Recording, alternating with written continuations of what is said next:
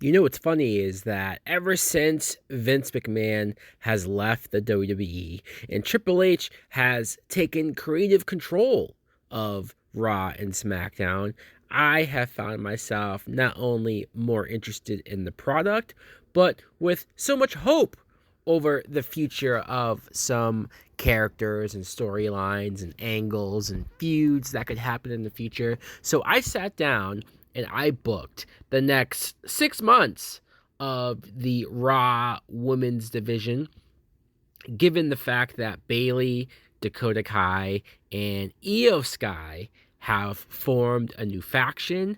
I think it's great. The next upcoming event is Clash at the Castle.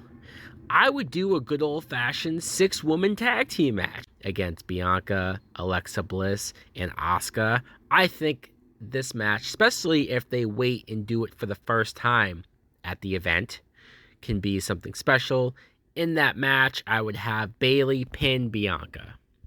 And I know you don't always want to beat your champion, but it would be a good way to establish that Bayley is Bianca's biggest threat. At Extreme Rules, which is the October event, Bayley will defeat Bianca to win the Women's Championship.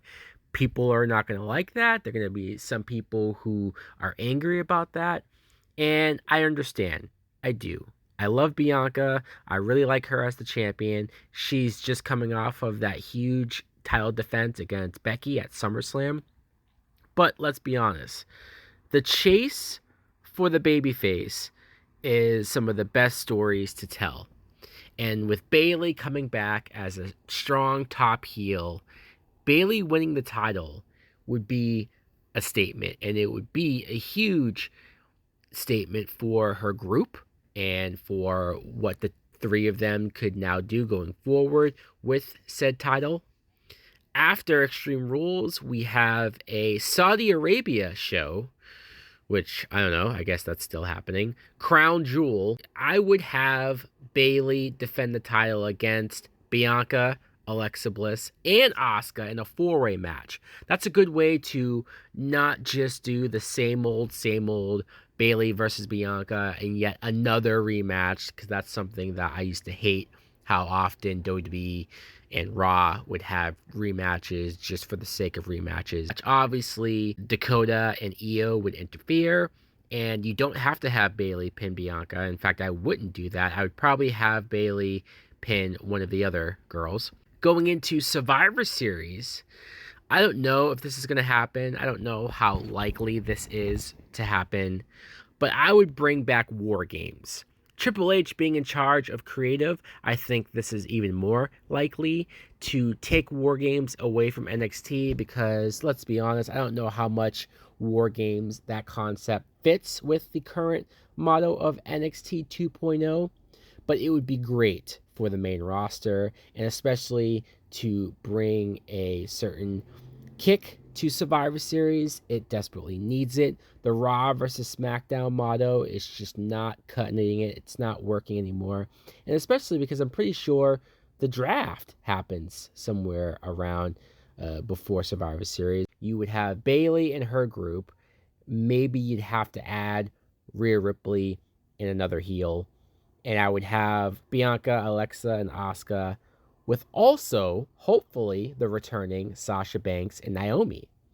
That would be just a fun match. Can you imagine? That would most likely close the show and be the main event.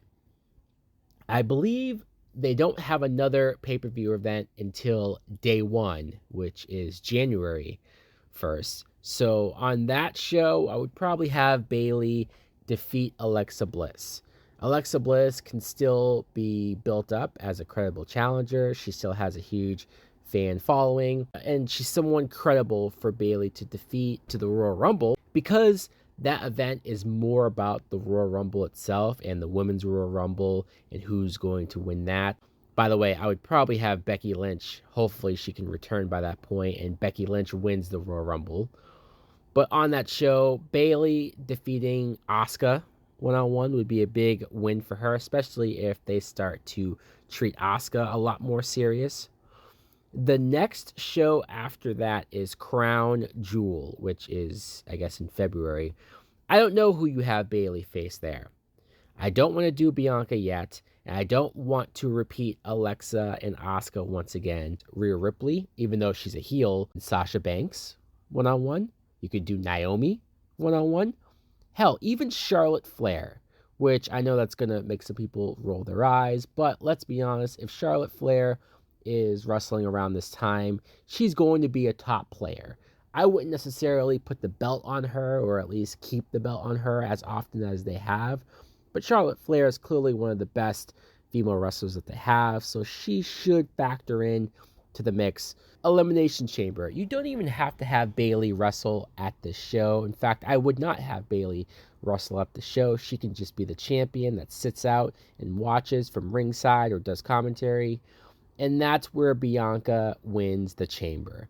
That's where Bianca gets a title shot. Because Becky, you could tease some back and forth on whether or not Becky is going to choose Bayley, especially because where Becky left off is, but ultimately Becky should pick the SmackDown title, and hopefully by that point Ronda Rousey will be the SmackDown champion, a heel Ronda Rousey, so then Becky will go on to WrestleMania to fight Ronda Rousey one-on-one, finally. But back to the Raw situation. So Bianca wins the Elimination Chamber. Bianca becomes the number one contender. And at WrestleMania Hollywood, Bianca Belair beats Bayley for the Women's Championship. If you do this, and if Bianca does defeat Bayley at WrestleMania for the title, this would be the third straight WrestleMania where Bianca is winning a Women's Championship from a member of the Four Horsewomen.